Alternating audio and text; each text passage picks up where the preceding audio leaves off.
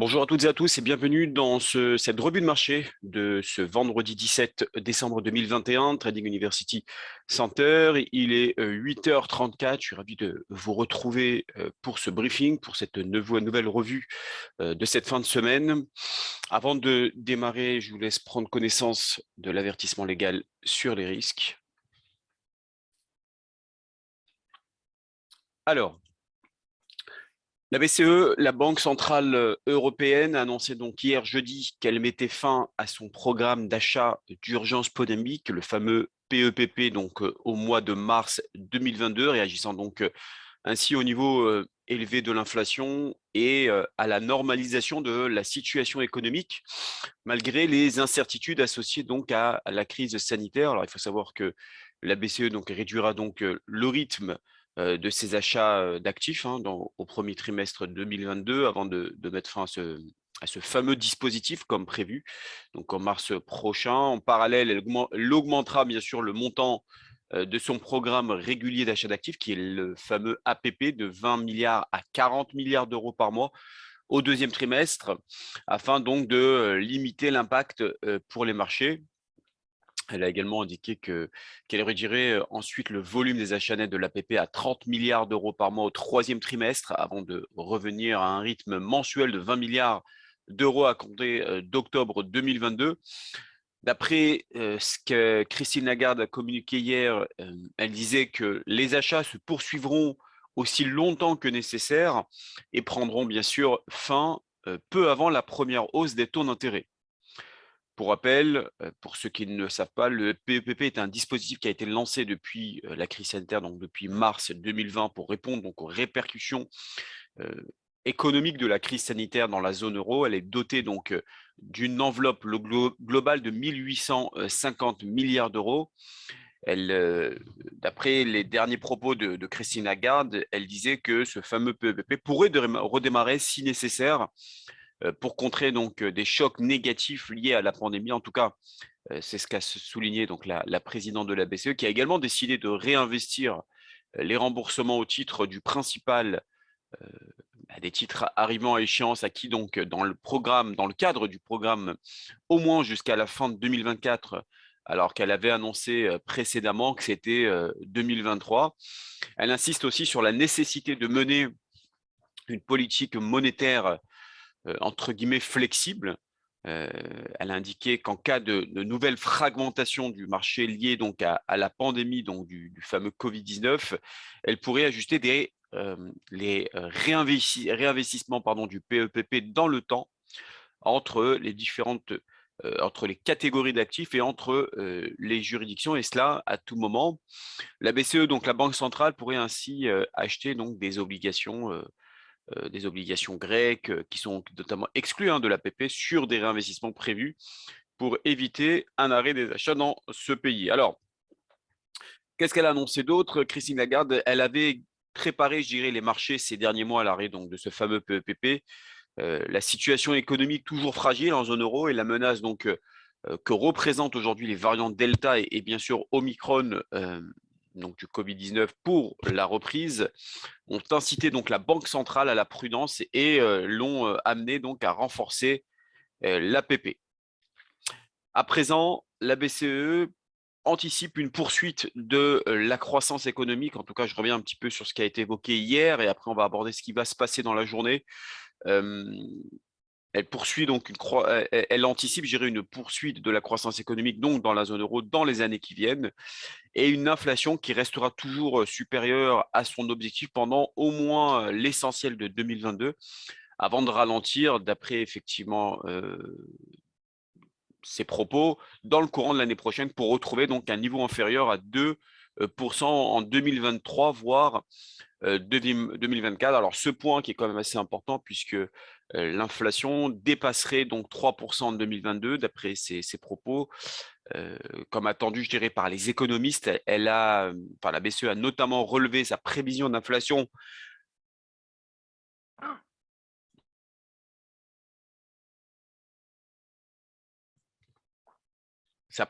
alors j'ai eu une micro-coupure, donc sa prévision, je disais que Elle disait donc, qu'elle a relevé sa prévision d'inflation donc pour la zone euro l'année prochaine, afin de tenir compte donc de la forte accélération des prix dans la région donc ces derniers mois. En tout cas, c'est ce qu'elle a indiqué. Elle a évoqué également des hausses significatives de tout ce qui est valeur énergétique, comme les prix de carburant, du gaz et même de l'électricité.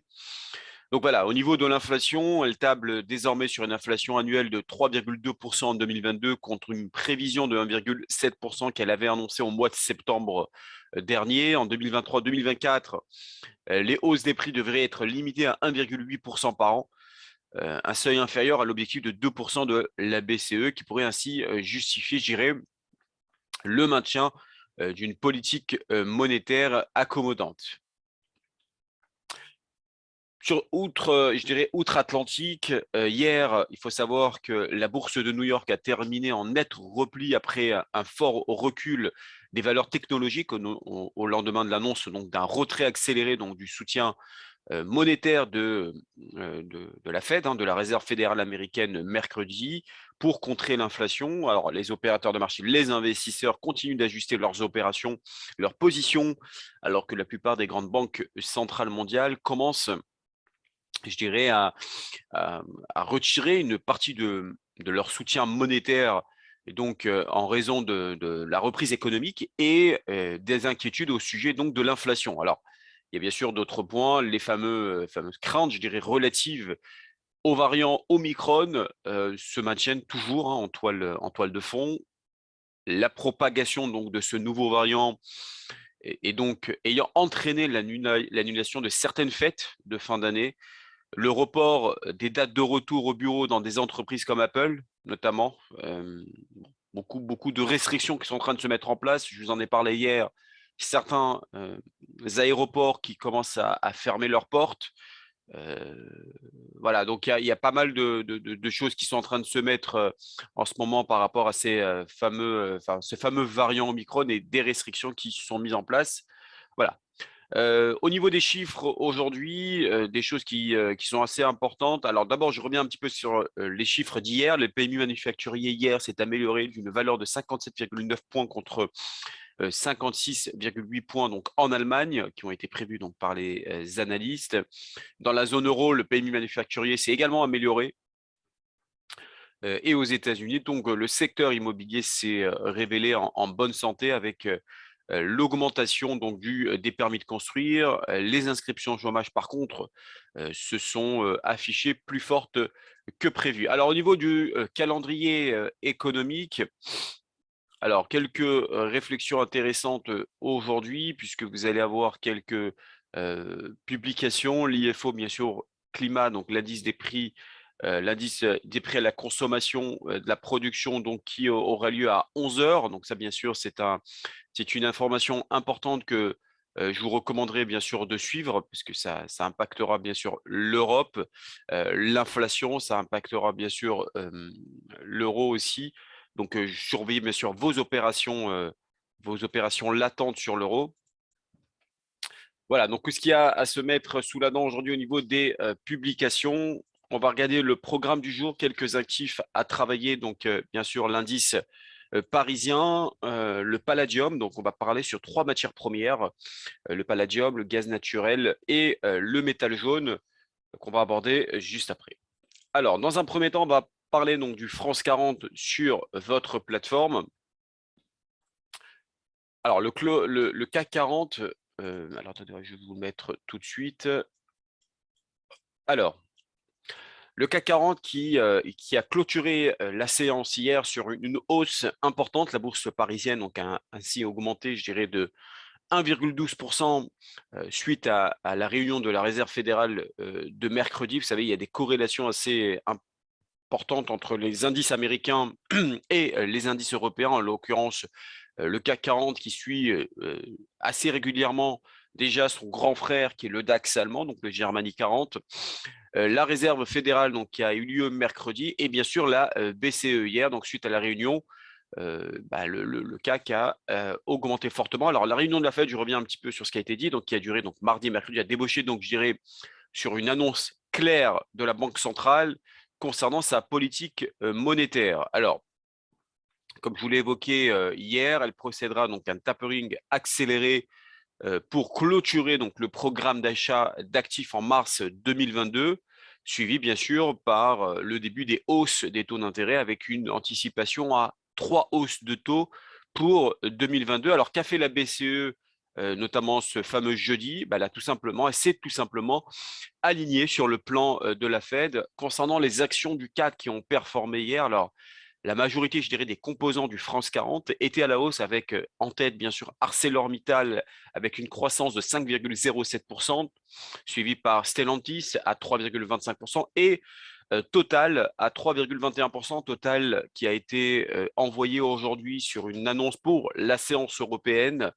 Je vous inviterai bien sûr à regarder l'analyse que vous avez dû recevoir. À la baisse sur l'action sur le CAC 40, bah, vous avez STM Microelectronics qui a reculé de 1,71%, Unibail à 0,96% et Dassault Systèmes à 0,74% en repli. On va passer sur l'analyse graphique. À droite, vous avez l'unité de temps hebdomadaire. À gauche, vous avez l'unité de temps journalière. Alors, on va déjà regarder sur l'unité de temps d'abord hebdomadaire. Alors, je vous en ai parlé plusieurs fois. On est effectivement dans une forte accélération haussière. Attention, regardez votre indicateur RSI qui annonce des pics de plus en plus bas. Souvenez-vous, je vous parle assez régulièrement des divergences, qui est pour moi un indicateur avancé au niveau d'une phase de repli sur un actif, peu importe lequel. Alors, juste pour rappel, pour ceux qui nous rejoignent aussi, comment dirais-je, les divergences baissières, je réitère, c'est quand vous avez le prix et notamment les pics. Donc, vous voyez ici, vous avez un pic qui est de plus en plus haut, donc ça monte de plus en plus haut. Et si vous reportez en bas, vous avez des pics de plus en plus bas, alors on suit toujours l'indicateur qui est de suivre la dynamique baissière. Pour vous présenter un peu le schéma, c'est ça. Tout simplement, vous avez effectivement ici une continuation haussière. Vous avez l'indicateur en bas qui indique donc des pics de plus en plus bas et généralement, le prix a tendance à chuter.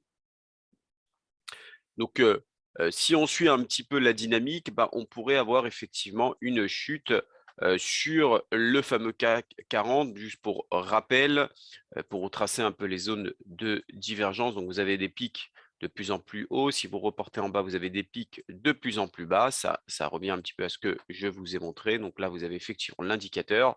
Et statistiquement parlant, le marché a tendance à décélérer. Donc l'objectif, bien sûr, c'est qu'on assiste à un repli sur le CAC 40. Donc on pourrait aller chercher sur du moyen terme les 6730, qui est effectivement ce fameux plat que vous avez ici, qui est également un niveau de support.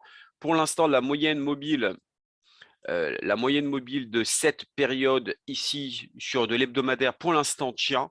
Ici, nous avons ce qu'on appelle un doji.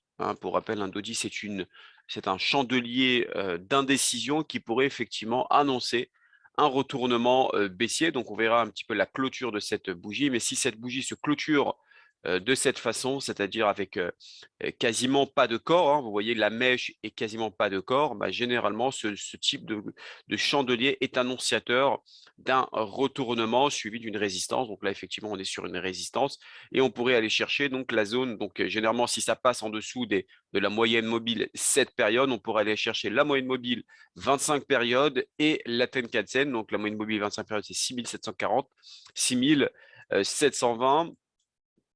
On va regarder en journalier qu'on peut effectivement déterminer en journalier.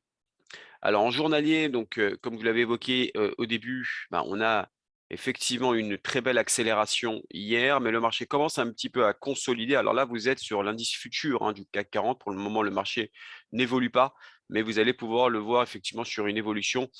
Tout dépend des 23,6% en journalier, c'est-à-dire les retracements de Fibonacci. Si on passe sous les 23,6%, on pourrait aller chercher les 38,20 à 6880, qui est également la moyenne mobile sur 50 périodes.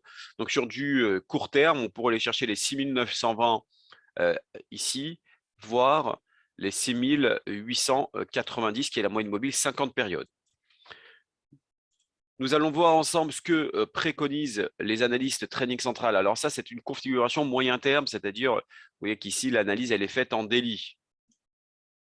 Donc, elle a été faite hier. L'objectif, c'est 6870, 6775, tant qu'on est en dessous des 7183. En revanche, si nous passons en dessous des 7183, on pourrait effectivement prendre plutôt des positions haussières pour aller chercher les 7292, 7400. Pour le moment, tout nous porte à dire qu'on est totalement suracheté et qu'on pourrait avoir un repli sur l'indice parisien. Alors, nous allons passer sur le palladium qui effectivement qui a commencé l'année de manière très très prometteuse, atteignant même des sommets dépassant les 3000 dollars l'once. Nous allons passer sur le palladium. Alors là, à droite, vous avez le graphique en hebdomadaire. Donc, comme je vous le disais, effectivement, on avait atteint les 3000 dollars ici en début d'année. Mais le blocage, notamment de la chaîne d'approvisionnement mondiale dans le secteur des puces automobiles, a eu raison du palladium, poussant donc que le catalyseur et purificateur d'émissions pour les voitures, notamment les voitures à essence, en bas de l'échelle des matières premières, avec cette décélération assez importante où le métal précieux affiche désormais une perte de quasiment 32% depuis le début de l'année. Personnellement, je suis surpris de voir qu'une importante vente à découvert spéculative se poursuivrait sur cet actif, malgré, je dirais, l'amélioration de la production automobile dans le monde. On sait qu'à mesure que la production augmente, les constructeurs automobiles ont beaucoup de terrain à rattraper pour ramener les stocks à des niveaux plus normaux, ce qui est aussi haussier pour tout ce qui est lié à l'automobile, y compris le platine et le palladium. À moins de 1685 dollars, ce qui serait vraiment le niveau sous le support que vous avez ici, le palladium est à un prix, je trouve, très attrayant.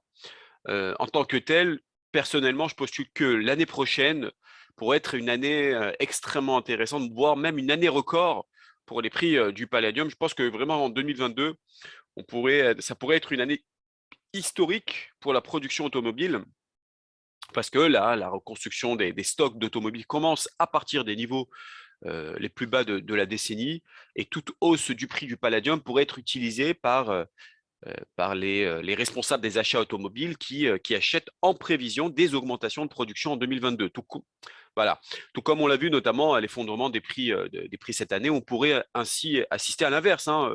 Ça a fortement chuté.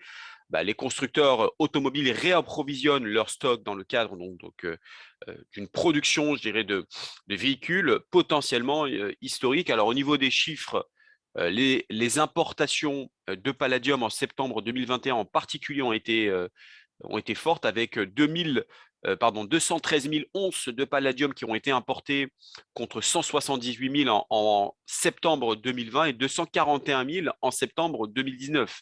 Donc c'est quand même plutôt pas mal.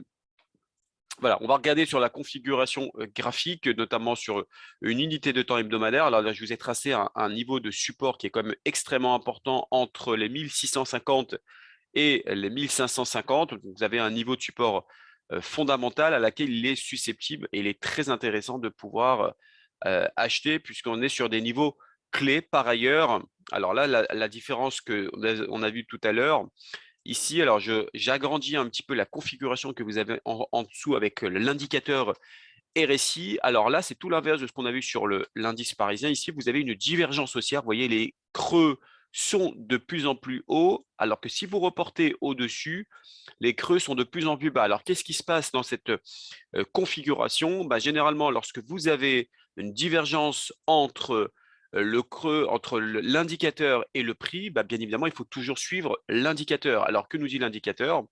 L'indicateur nous dit qu'il faut acheter du palladium. Et là, en l'occurrence, je vais vous montrer un schéma divergence haussière, divergence baissière. Et effectivement, c'est ce que nous avons ici. Donc là, en l'occurrence, comme vous pouvez le voir, les prix, alors pardon, divergence haussière, c'est en haut que vous avez le schéma, c'est là. Donc c'est ici. Vous avez effectivement ici donc des creux qui sont de plus en plus bas. Ici, vous avez des creux qui sont de plus en plus hauts. Donc, qu'est-ce qui se passe dans ce cas-là? À ce moment-là, on suit l'indicateur et le prix pourrait monter derrière. Donc, ça peut être effectivement un signal intéressant puisque vous avez déjà le premier signal qui vous dit que on est déjà sur un niveau de support. Vous avez ici une divergence haussière. Tout nous porte à dire qu'on pourrait aller chercher sur du moyen terme les 1825,38 dans un premier temps. Ensuite, la moyenne mobile, ici, bon, la Tenkan-sen, voire la moyenne mobile, cette période qui serait aux alentours des 1890, 1895. Et si on dépassait ce niveau-là, on pourrait aller chercher les 2026 sur du moyen long terme. On va regarder en journalier. Regardez ce qui est intéressant. Au journalier, une très très forte impulsion haussière suite à cette forte décélération. Alors, on est sur le niveau de support.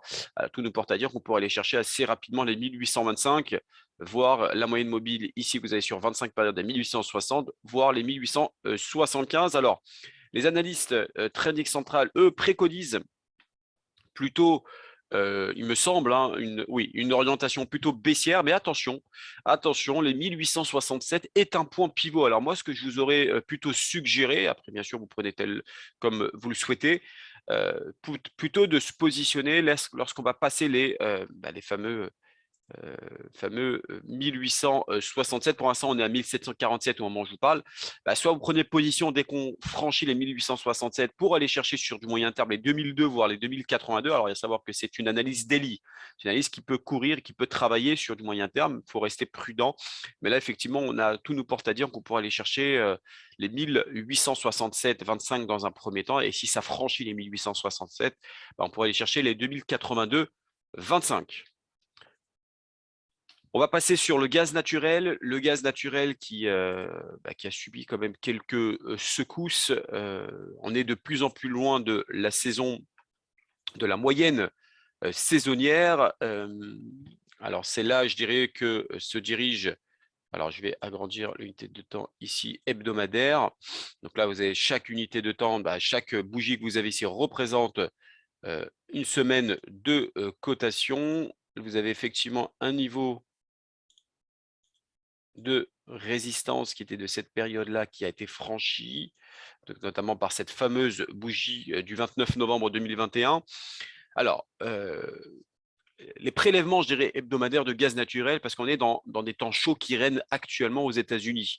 Donc, ça nécessite guère donc de chauffage intérieur. Il faut savoir qu'il y a une réduction donc, de la consommation pour le chauffage, et donc bien sûr la production d'électricité a fait passer le prix donc au comptant du gaz naturel à 6,47 $ en octobre, soit le plus haut niveau depuis 7 ans, à 3,63 $ d'environ il y a 2 semaines, soit une chute de quasiment 44% entre octobre et 2 semaines. Alors, bien que le marché, je dirais, ait trouvé un soutien au-dessus des 3,80, quoique il est en train de, pour l'instant, de laisser tomber ce fameux niveau de soutien.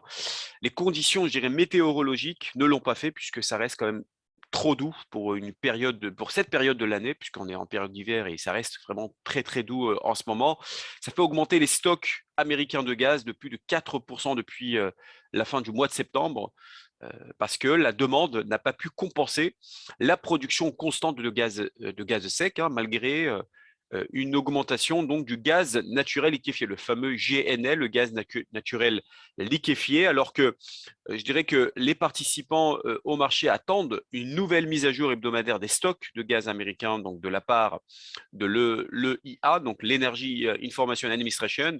Le consensus parmi les analystes est que les services publics ont retiré, notamment la semaine dernière, 86 milliards de pieds cubes de gaz de stockage, qui est moins que d'habitude en raison donc de ce fameux temps, conditions météorologiques plus doux que la normale. Alors, selon le fournisseur, notamment le fournisseur de données Refinitiv, la semaine dernière, le temps a été plus doux que la normale avec 141, ce qu'on appelle DGC, le degré jour de chauffage, alors que la normale sur 30 ans est largement au-dessus à 161 DGC pour la même période à laquelle nous nous trouvons actuellement. Alors, au niveau de l'analyse graphique, effectivement, donc cette fameuse résistance qui était de l'époque 2018 enfin des semaines 2018, a été franchi. Donc le fameux novembre, la semaine du 29 novembre 2021, là c'est tout simplement un couteau qui tombe. Maintenant, ce qui est très important, c'est qu'on peut assister ici. Donc on a effectivement un support oblique qui pourrait faire office de barrage et donc pourrait à ce moment-là faire grimper le prix donc du gaz naturel. Pour le moment, on n'y est pas. Alors, il y a la moyenne mobile qui est en train de tenir à 50 périodes ici. La semaine n'est pas terminée puisque c'est une bougie hebdomadaire. Il faudrait patienter éventuellement. Est-ce qu'on a cassure de cette moyenne mobile 50 périodes? S'il y a cassure, on pourrait aller chercher les 3,47 assez facilement. Donc, il faudrait effectivement patienter la fin de la journée puisqu'on est vendredi, donc fin de semaine, donc fin de clôture de cette fameuse bougie, donc fameux chandelier.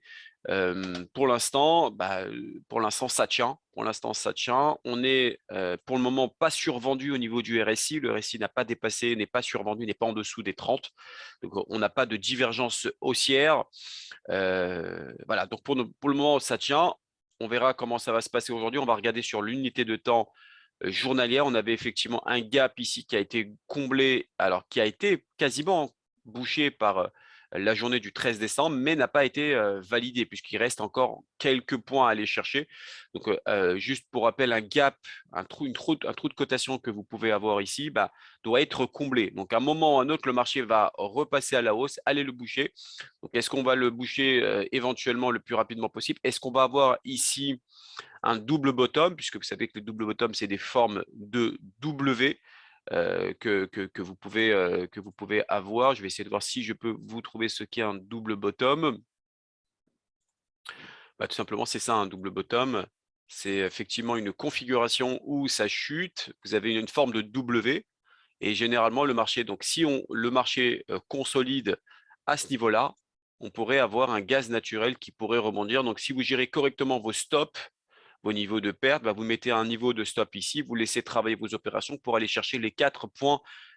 En tout cas, ça peut être une belle opportunité. En tout cas, on est sur un niveau de support journalier, ce qui pourrait effectivement relancer le gaz naturel à la hausse. Les 3,80, comme je l'avais évoqué en introduction lors de la partie fondamentale, est un niveau clé à laquelle le marché pourrait rebondir. On va regarder ensemble, sans trop tarder, sur l'analyse Trading Central. Effectivement, il préconise un rebond sur le gaz naturel pour aller chercher les 3,92, voire les 4, tant qu'on est au-dessus des 3,69. Alors actuellement, on est à 3,68, donc on est en dessous. Est-ce que la clôture, c'est pour ça que c'est important de vérifier en une heure, est-ce qu'en une heure, c'est passé en dessous des 3,69, l'unité de temps une heure? Si ce n'est pas passé, alors le marché pourrait toujours rebondir. On va passer sans trop tarder donc et terminer avec le gold, le métal jaune. Le métal jaune, donc, il se passe quelque chose sur l'or actuellement et son petit frère, l'argent métal. Et effectivement, donc, on va regarder ensemble l'unité de temps hebdomadaire, pardon. Donc là, effectivement, on était dans ce fameux triangle avec les résistances obliques, le support oblique. Le marché peut aller chercher beaucoup plus haut maintenant, puisque vous voyez là, ce niveau de support qui a été déterminé depuis les semaines du 14 octobre 2021, le marché pourrait aller chercher les 1813, voire les 1820, voire aller chercher et titiller ce fameux nuage SSB, donc nuage baissier aux alentours des 1826 qui serait également résistant. Parce que si on regarde ici, vous avez une résistance à ce niveau-là. Ça serait plutôt un niveau intéressant à aller chercher comme objectif. En unité de temps journalière, effectivement, en journalier, le marché était tout simplement en range depuis quelques séances. Ça fait quasiment depuis le 29 novembre, le marché ne fait que consolider entre les 1787 et les 1765. Là, le marché est en train d'annoncer quelque chose d'intéressant. Tout nous porte à dire qu'on peut aller chercher les 1814 sur du court terme. On va regarder rapidement ce que préconisent donc les analystes Trading Central. Il reste aussi pour aller chercher les 1815, voire les 1828 sur de l'intraday. Donc aujourd'hui, si on passerait en dessous des 1790, qui n'est absolument pas le scénario actuel. Si on cassait le point pivot, c'est d'aller chercher les 1780, voire 1772. Voilà pour aujourd'hui. Je n'ai plus qu'à vous souhaiter une excellente journée, un bon week-end et je vous dis à lundi, lundi 20 décembre pour une nouvelle revue de marché. Excellente journée à tous.